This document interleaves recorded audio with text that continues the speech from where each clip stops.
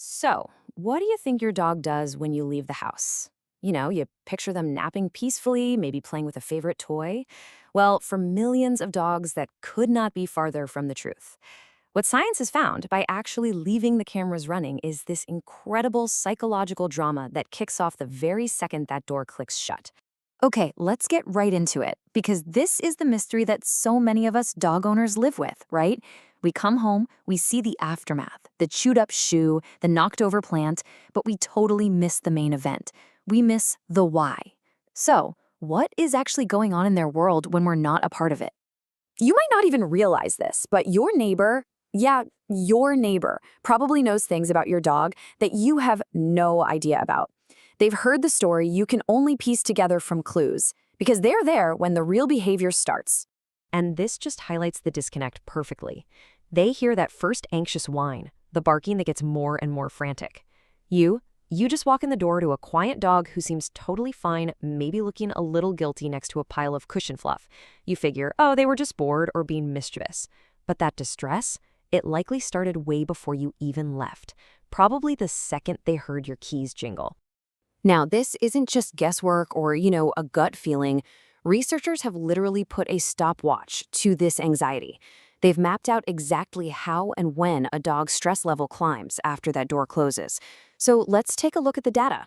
A study from the University of Milan videotaped dogs left all alone, and the timeline is, wow, it's fast. On average, the barking and whining kicks in after just over 3 minutes. And get this, within 7 minutes, the physical destructive stuff starts happening. 7 minutes. That's how fast their entire world can just unravel. Okay, so here's what's really, really interesting about what happens next. You'd probably think the dog would panic and then, slowly calm down. But that's not what the science shows at all. Instead, their anxiety cycles. Every 23 to 28 minutes, there's a whole new spike in stress, a new burst of panic. They aren't settling down. They're basically just rebooting their anxiety over and over again. And the difference between that and a dog that's truly calm, it's staggering. A Swedish study found that dogs without separation issues spend about 97% of their alone time just being passive, resting, waiting, just being chill. It's not about being a good dog or a bad dog, it's all about what's going on inside. And this brings us to what might be the biggest misconception of them all. We come home, the house is quiet, and we think, phew, they must have settled down after a little while. But that silence, it can be incredibly misleading. So what we see on the surface is pretty much a complete illusion. A dog can be lying perfectly still, but on the inside, their heart is pounding, their breathing is shallow, and their stress hormones are on that 28-minute roller coaster we just talked about. The absence of noise is not the absence of stress. Not at all. Psychologists have a name for this. It's called learned helplessness. After a while, a dog that barks and scratches and gets absolutely no result might just give up. They stop trying to fix the situation because they've learned that nothing they do, no amount of barking or whining or pacing, is going to bring you back. That quietness isn't calm, it's resignation. It's heartbreaking. And listen to this. This finding is absolutely stunning. When researchers measured long-term stress hormones, they found that some of the most severely anxious dogs actually had lower levels of cortisol. Now, why would that be?